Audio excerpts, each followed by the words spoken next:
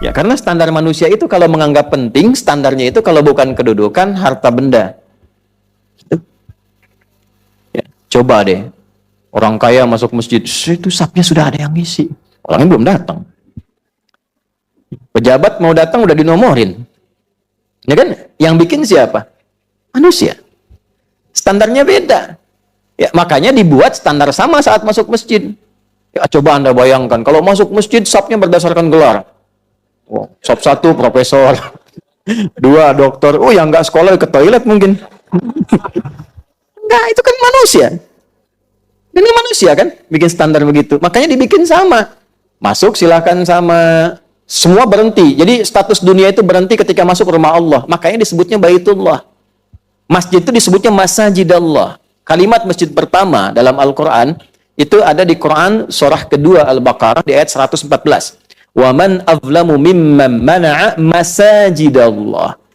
Diteruskan memakmurkan Quran surah 9 ayat 18. Innama ya'muru masajidallah. Selalu dilekatkan pada Allah pemiliknya. Masjidnya Allah, masjidnya Allah, masjidnya Allah.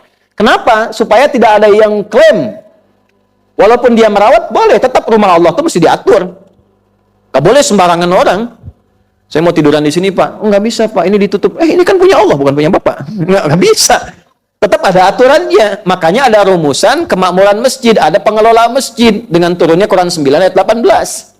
Tapi pengelola masjid ini pun tidak boleh melebihi kapasitasnya seakan-akan menjadi pemilik mutlaknya. Dibuatlah aturan oleh Allah.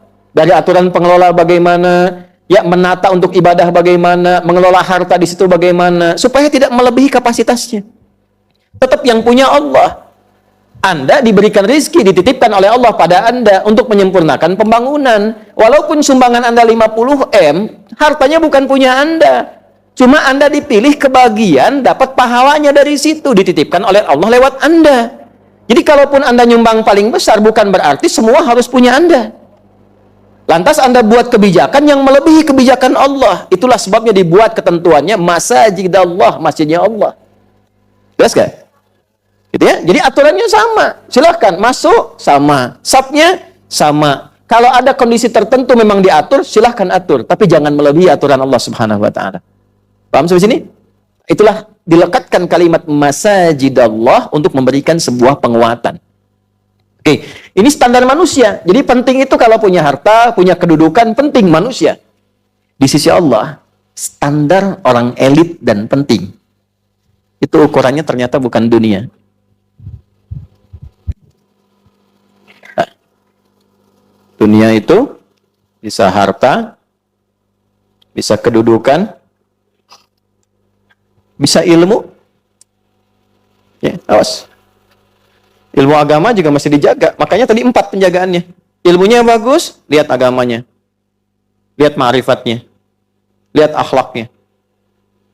Mau masuk, tapi kalau belum disalamin nggak mau.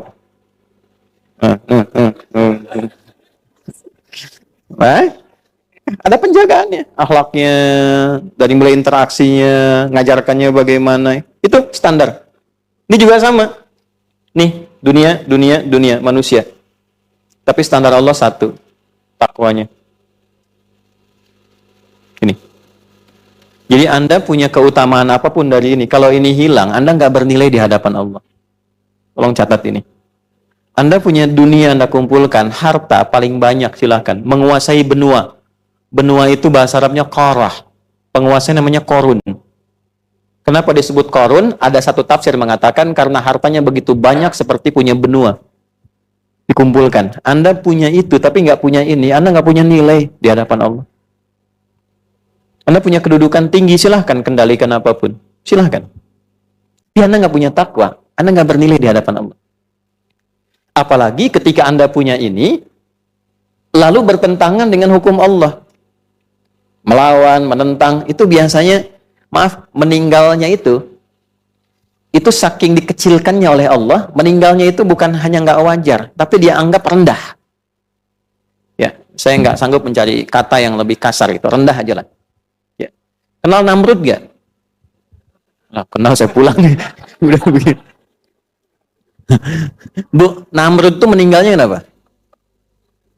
Bukan cuma nyamuk yang sayapnya tinggal 1. Kan nggak apa ya, nggak enak dengernya gitu. Namrud kan ngaku Tuhan. Tuhan matinya sama nyamuk. Nyamuk setengah sayap lagi, gitu kan? Kan nggak enak, dengernya kan nggak enak tuh. Masa Tuhan matinya sama nyamuk, gitu kan? Ya, Firaun tahu kan? Tahu kisahnya kan? Matinya bagaimana? Tenggelam kan? Ya, dia kan ngaku Tuhan kan?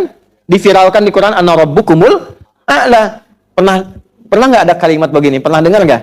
Firaun ngaku Tuhan. Tuhan kok tenggelam? Tuhan tenggelam.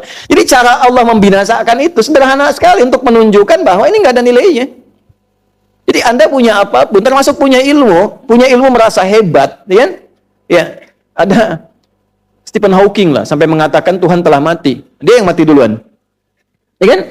Coba lihat cara meninggalnya. Walaupun ilmunya mungkin dianggap besar, luas. Ini ibrah ya. Ini satu hikmah yang kita bisa ambil. Jadi Anda silahkan banggakan status, silahkan banggakan harta, pengetahuan yang luas. Tapi kalau nggak punya takwa, nggak ada nilainya. Itu satu di hadapan Allah itu. Nah, ini yang dimaksud Quran surah Al-Hujurat yang ayat ke-13 itu. Ya ayyuhan nasu inna khalaqnakum min dzakarin wa untha wa ja'alnakum syu'uban wa qabaila lita'arafu inna akramakum indallahi atqakum. Ini poinnya. Jadi semua manusia tanpa kecuali, yang dekat, yang menengah, yang jauh. Aku ciptakan manusia itu cuma 2 jenis. Ada berapa jenis? Ingat, Anda yang di sini ada manusia, cek cuma 2 nih. Nggak ada yang ketiga. Min dzakarin laki-laki wa untha perempuan, nggak ada jenis ketiga. Oke? Kalau Nia aja, kalau Kurniadi aja. Udah. Paham ya? Baik. Jadi cuma 2, tidak ada yang ketiga. Wa ja'alnakum syu'uban wa qabail. Dari situ kemudian silahkan saling mengenal, berta'aruf, membangun hubungan sosial dari kekeluargaan sampai masyarakat. Tapi kalau nanti naik statusnya, bergaul dengan orang, ya, maaf, mungkin ada yang disanjung, ditinggikan, dihormati, wajar keduniaan. Tapi kata Allah dalam pandanganku standarnya 1. Inna akramakum indallahi indan nasi. Mungkin di kalangan manusia, mungkin aghnakum yang paling kaya. Ya. Mungkin aktsarukum amwala aw mala, yang paling banyak hartanya. Ya, mungkin a'lakum mansiba, yang paling tinggi kedudukannya, tapi indallahi, standar Allahnya yang paling tinggi takwanya. Ini poinnya. Karena itu ketika ada orang sosok biasa pun, tapi dia merasa ingin mengenal Allah lebih jauh, ingin menaati Allah lebih giat, ingin tahu aturan Allah lebih dalam supaya dipatuhi dan dijalankan, maka standarnya diangkat oleh Allah tinggi melebihi orang-orang yang dianggap penting ini. Itulah poinnya.